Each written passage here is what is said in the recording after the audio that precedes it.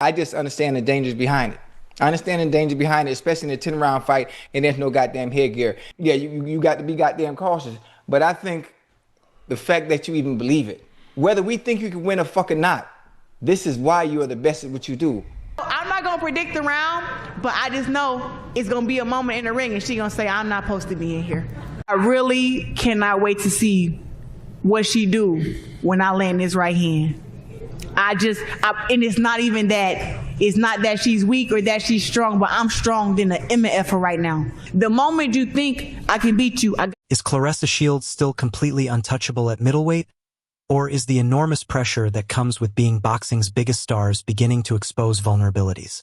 Shields has spent years establishing herself as one of the sport's most accomplished fighters, creating expectations that every performance must live up to her legendary reputation.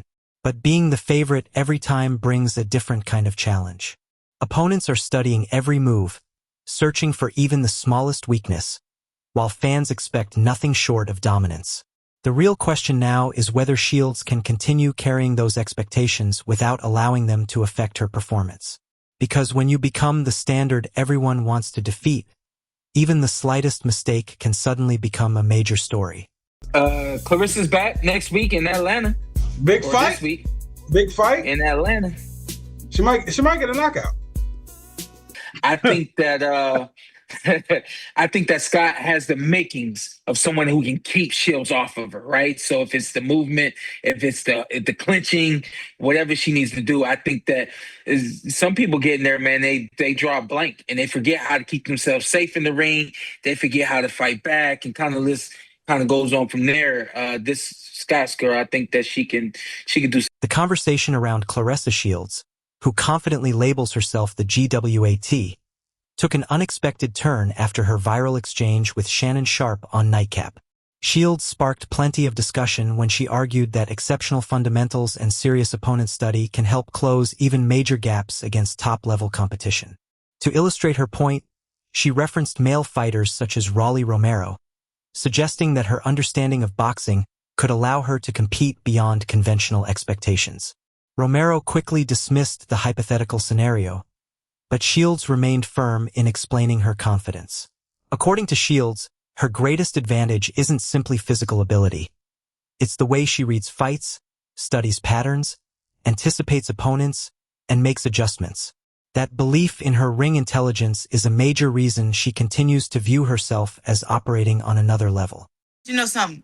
I've been sparring against boys and men for 20 years. That's 2 decades of boxing. I didn't say I'm going to go in there and knock Rolly out. I didn't say I can overpower him. I said I can outbox him. I've outboxed plenty of men who are professional boxers inside the ring. Yeah, sparring is not a real fight of sparring, but boxing is not MMA sparring. MMA sparring is 60%, 70. Most of the time up in sparring, especially sparring against a guy and he got his girlfriend in the gym, his wife in the gym, his kids in the gym, he not finna let no woman get off on him. I get off on men and piece them up and sparring respectfully with they women and with they kids there because I'm a very serious boxer. You cannot speak doubt into my skills and what I can do, Shannon. You know what I'm saying? Like, you can't do that because you got to really be in the gym. I sparred over 100 rounds for this fight against Franchon. Watched her. I sparred all men. I had 2 different sparring partners, 10 rounds twice a week. That's 20 rounds, 2 different men for, I don't know, 8-10 weeks straight. I sparred over 100 rounds. These guys are pros. The sparring partner I had was 170 pounds. One was 173 pounds. I'm sparring against these guys to get ready for my world championship fight against. Shannon Sharpe quickly questioned Shields' confidence, steering the conversation toward the factors that can't simply be solved through preparation. He emphasized the importance of physical advantages, controlling the tempo, and actually delivering under the pressure of a real fight. His response shifted the discussion away from theory and toward what happens when 2 elite athletes are standing across from each other, where strength, timing, endurance, and execution can completely change the outcome. So you saying that if it's money and belt on the line, and I got me a 2 or 3 month camp, You telling me Yeah. that Rolly gonna knock me out up in what round? Rolly gonna beat you. Yes, yes, He Rolly gonna would knock stop. me out. Rolly would stop you. Yes, Rolly would stop you. Yes, I believe Rolly. While social media turned the exchange into endless debate, hardcore boxing fans quickly shifted their attention to what actually matters: the upcoming fight in Atlanta. Shields is returning to competition with the unified WBC and WBA middleweight titles on the line, putting her celebrated technical skills under a completely different kind of pressure. Waiting for her is Australia's Kaye Scott, the reigning WBC and WBA champion, who has no intention of simply becoming another name on Shields' resume. Scott enters this matchup with her own championship credentials, confidence, and physical advantages, setting the stage for a fight where Shields' famous ring intelligence could face one of its toughest real-world challenges yet. I've been sparring against boys and men for 20 years. That's 2 decades of boxing. I didn't say I'm gonna go in there and knock Rolly out. I didn't say I can overpower him. I said I can outbox him. I've outboxed plenty of men who are professional boxers inside the ring. Yeah, sparring is not a real fight of sparring, but boxing is not MMA sparring. MMA sparring is 60%. 70. Most of the time up in sparring, especially sparring against a guy, and he got his girlfriend in the gym, his wife in the gym, his kids in the gym, he not finna let no woman get off on him. I get off on men and piece them up and sparring respectfully with they women and with they kids there, because I'm a very serious boxer. You cannot speak doubt into my skills and what I can do, Shannon. You know what I'm saying? Like, you can't do that because you got to really be in the gym. I sparred over 100 rounds for this fight against Franchon. Watched her. I sparred all men. I had 2 different sparring partners, 10 rounds twice a week. That's 20 rounds, 2 different men for, I don't know, 8-10 weeks straight. I sparred over 100 rounds. These guys are pros. The sparring partner I had was 170 pounds. One was 173 pounds. I'm sparring against these guys to get ready for my world championship fight against... Shannon Sharpe immediately challenged the notion, pushing the dialogue back toward the harsh realities of physical leverage, pacing, and fight night execution. So you saying that if it's money and belt on the line, and I got me a 2 or 3 month camp, you telling me that Rolly gonna knock me out up in what round? Rolly gonna beat you. Yes, yes, Rolly would stop you. Yes, Rolly would stop you. Yes, I believe Rolly would stop you. At the final face-off, Shields stepped forward with one last message before fight night. With the cameras locked in and the tension building, she made her position unmistakable, leaving Scott and everyone watching with a clear reminder of the confidence she carries into the biggest moments. I think she's been underestimating me a little bit, but we'll see. I'm ready for everything that she comes at me with. Why do you think she's been underestimating you? Oh, I think it's easy too. I feel like the whole world has underestimated me, mostly because they just see that pro record of only being 7 fights there.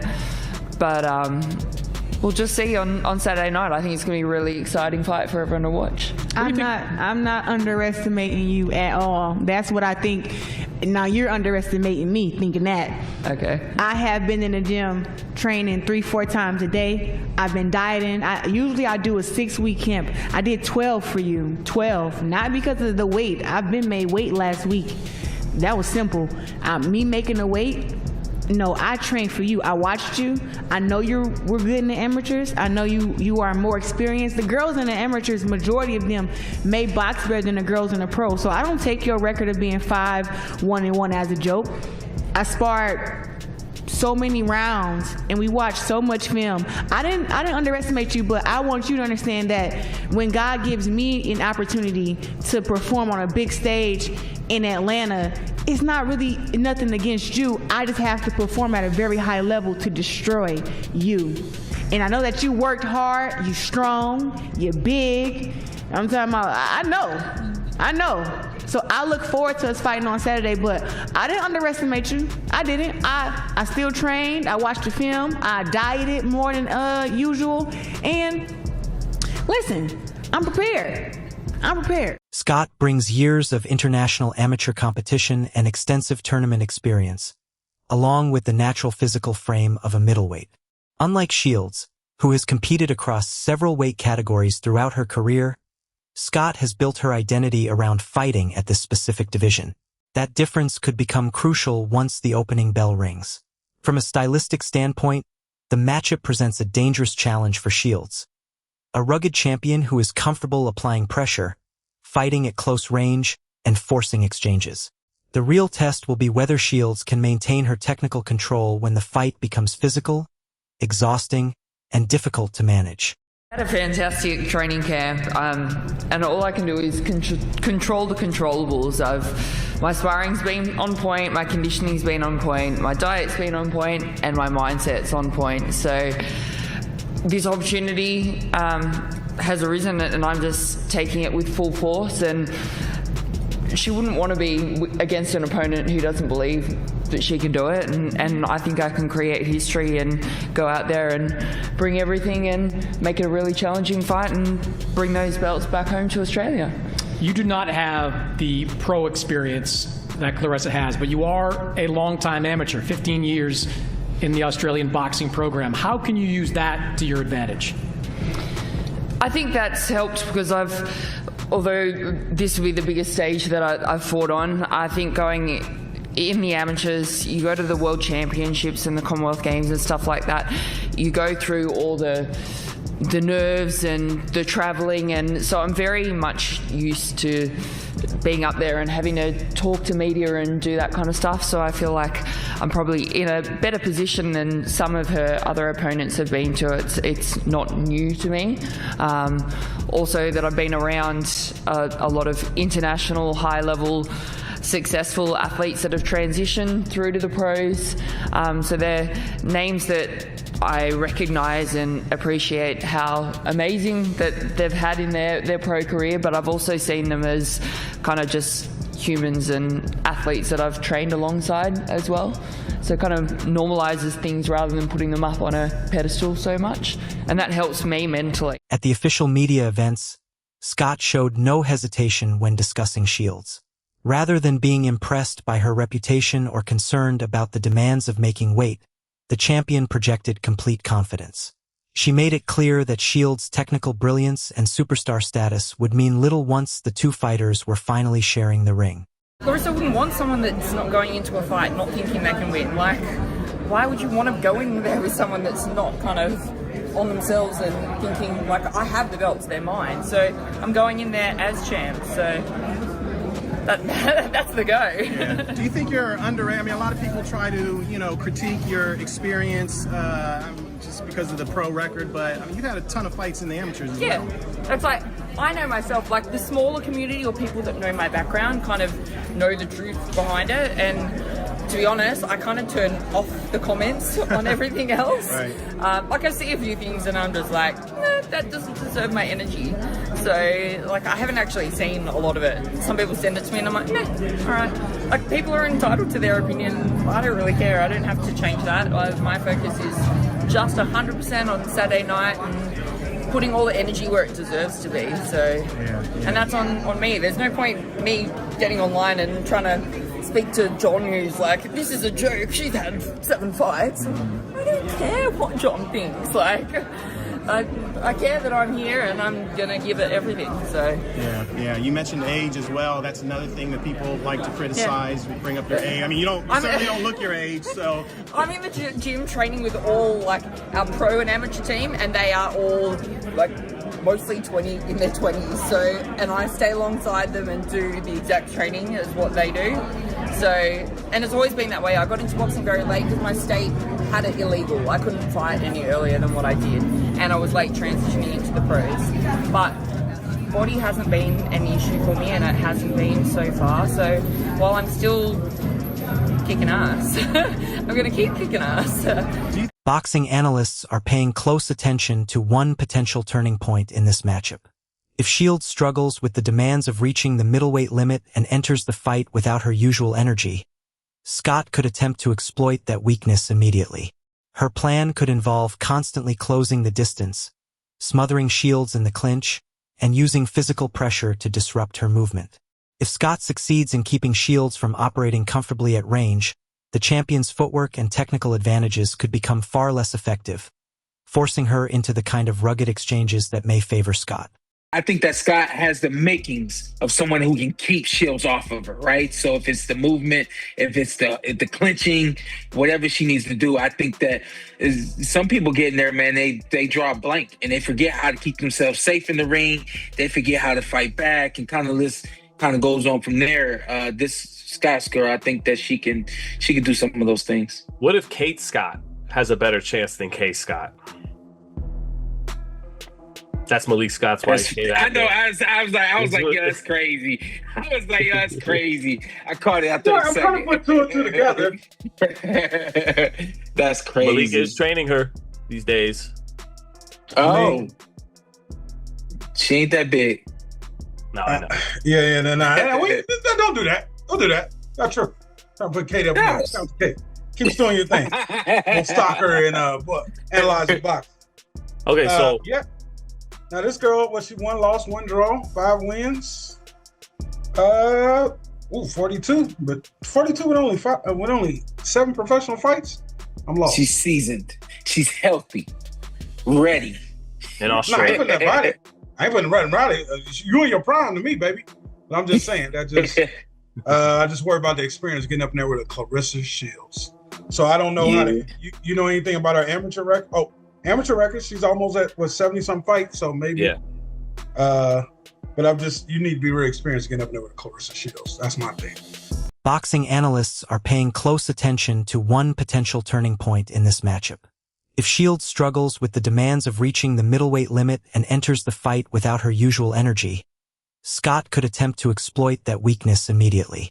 Her plan could involve constantly closing the distance, smothering Shields in the clinch, and using physical pressure to disrupt her movement. If Scott succeeds in keeping Shields from operating comfortably at range, the champion's footwork and technical advantages could become far less effective, forcing her into the kind of rugged exchanges that may favor Scott. You are the best at what you do. But that's what now that we're speaking on that, I think I tweeted and I said, the way how I believe in myself, it is not to intimidate you, but that is what greats have to do. And I am a great. I've been a great for a long time, and I know what I can and what I cannot do. When Shannon Sharpe was asked whether Shields has the tools to break down Kaye Scott, he moved beyond the viral back and forth and focused on the actual boxing matchup. His analysis highlighted several areas where Shields could hold a clear advantage.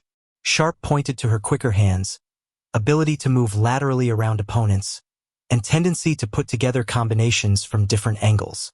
If Shields can maintain that speed while creating space, her variety and punch output could make it difficult for Scott to establish the pressure-heavy fight she wants. In the future, I didn't think she would say yes to the fight. So she said yes to the fight. I'm happy that she did that. And Atlanta, August 15th, I want you guys to know something, and I want Kaye to know something too. I will not be the same person that I am right now. I will not have on no heels. I will not have on no hair. I won't have on no lip gloss or no makeup. I'm coming with the Queen Latifah, Cleo, braid straight to the back. I'm coming ripped up, muscles in my neck, and I'm ready to go.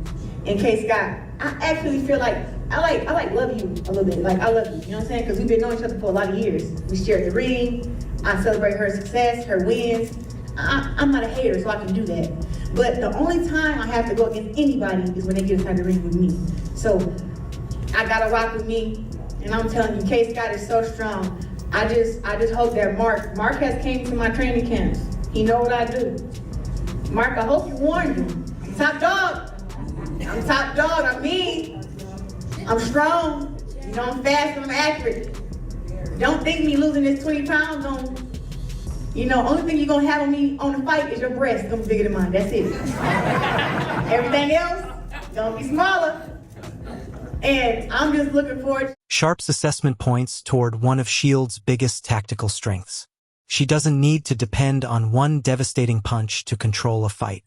Instead, she creates problems through rapid combinations, often stringing together several shots before her opponent can respond. That constant activity can disrupt pressure fighters, forcing them to stop their forward momentum, rethink their approach, and hesitate before launching their next attack. If Shields can maintain that rhythm against Scott, her volume and combination work could become a major factor in controlling the fight. I believe her. I believe she can beat me. Yeah, she'll knock me out. I think you're being facetious. No, I'm here for her. I don't hit women. That's true. I understand that. No, I'm just. Did you shake your head, or did you say why? Why out of all the names did you pull your name out of the hat? No. I believe her. I truly believe she can beat me. Yeah, interesting. Rolly Romero also offered his take on whether Kaye Scott has a genuine chance of upsetting the pound-for-pound standout. His prediction focused on the unusual balance within Shields' style. Her sharp defensive reactions, accuracy, and ability to unload combinations make her extremely difficult to beat on the scorecards. However, Romero pointed out another side of that equation. Shields has not always been known for ending fights with one-punch power. That could give Scott valuable time to stay dangerous throughout the full distance, patiently searching for a moment that could completely change the direction of the contest.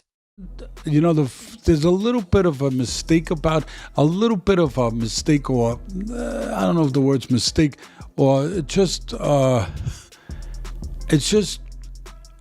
little strange to me, a boxing lifer, that she doesn't punch better, because she throws punches with bad intent. She got good hand speed, good quality. She'll land clean. She'll time you. She'll counter you.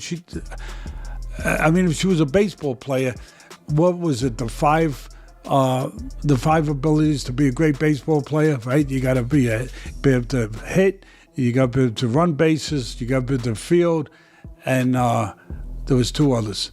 There was like five of them. Whatever it was. That's why I wasn't a great baseball player. I only had three of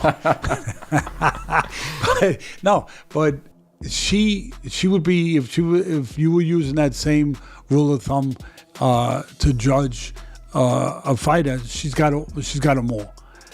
But she doesn't really bring the power. Or only 3 knockouts in her 18 wins. Yeah, she doesn't exhibit the power. She doesn't get that result. And again, it's a little bit of an enigma for me. If a boxing lifer, a little bit of an enigma, because again, she'll time you, she'll hit you clean, everything else. But again, punches are born, they're not made.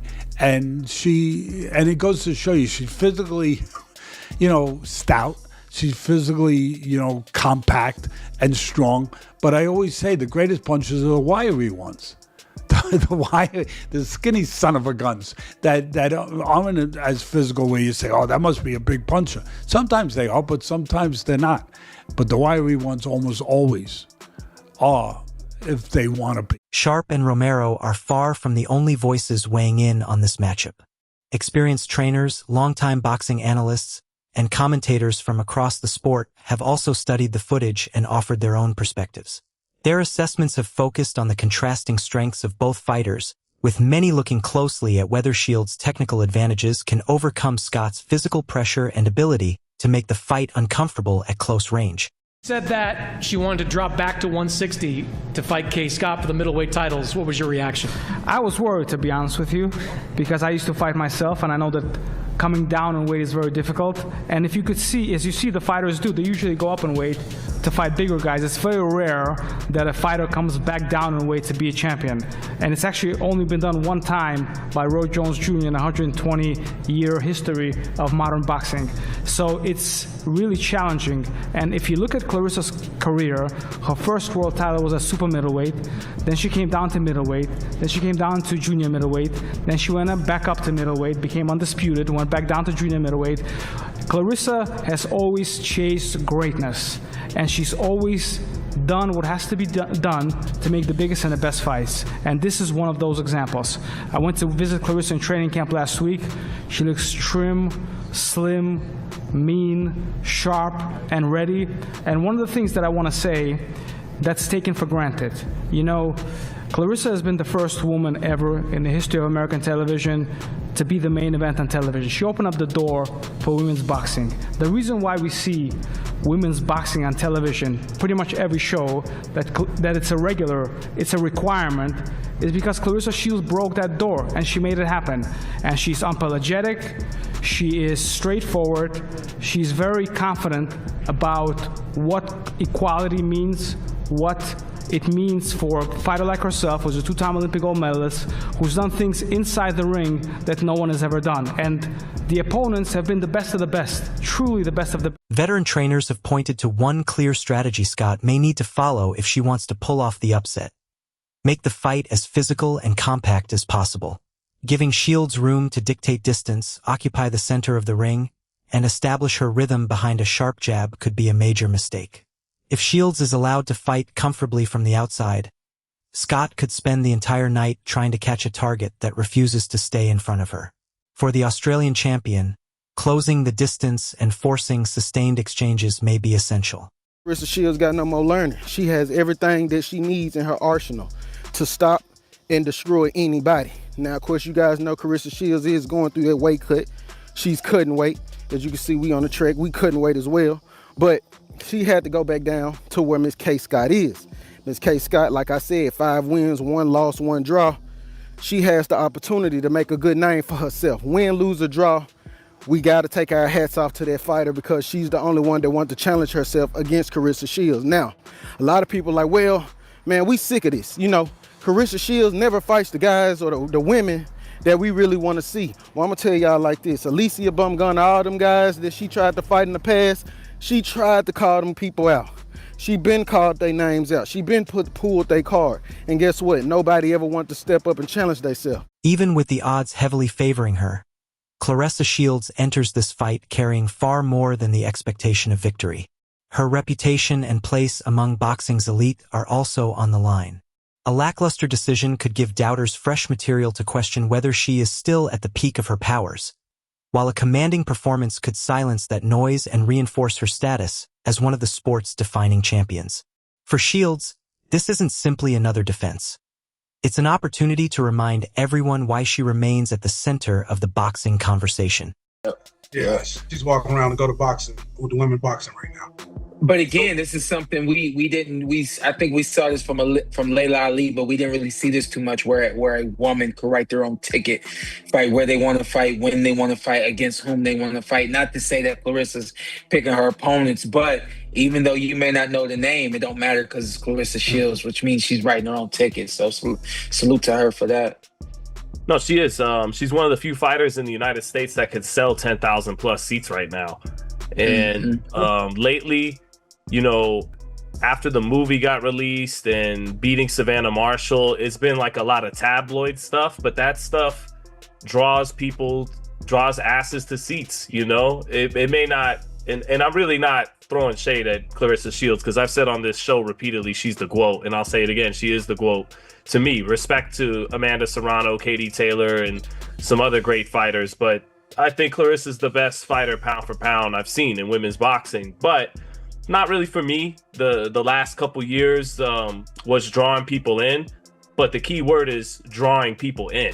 She's been selling out Detroit. I expect her to have a near sellout, if not a sellout, in Atlanta. And salute to her for that, because there's 99.9% of fighters, especially in the United States, can't do that in today's boxing. So before we went... At the final face-off, Shields delivered her parting words.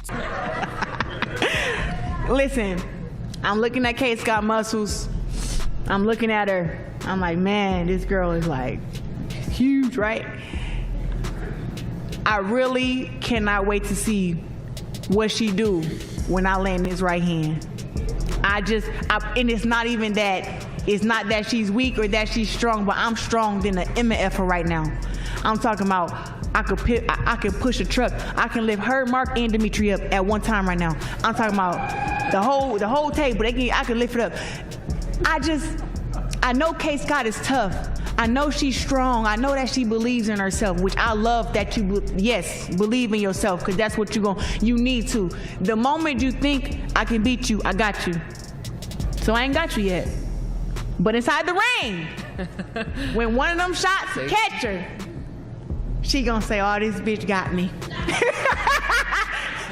what I'm waiting for. So I'm not gonna predict the round, but I just know it's gonna be a moment in the ring and she gonna say, Could we be looking at one of the most stunning championship upsets in recent boxing history? That's the question heading into fight night. Now we want to hear your prediction.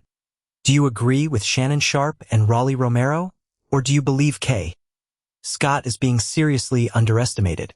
Tell us your exact round by round pick in the comments. If you're enjoying the coverage, hit the like button, subscribe to Boxing Trends, and turn on notifications so you don't miss the latest fight night updates. Share this video with another boxing fan and let us know who you think walks away with the championship. Thanks for watching, and we'll see you in the next one.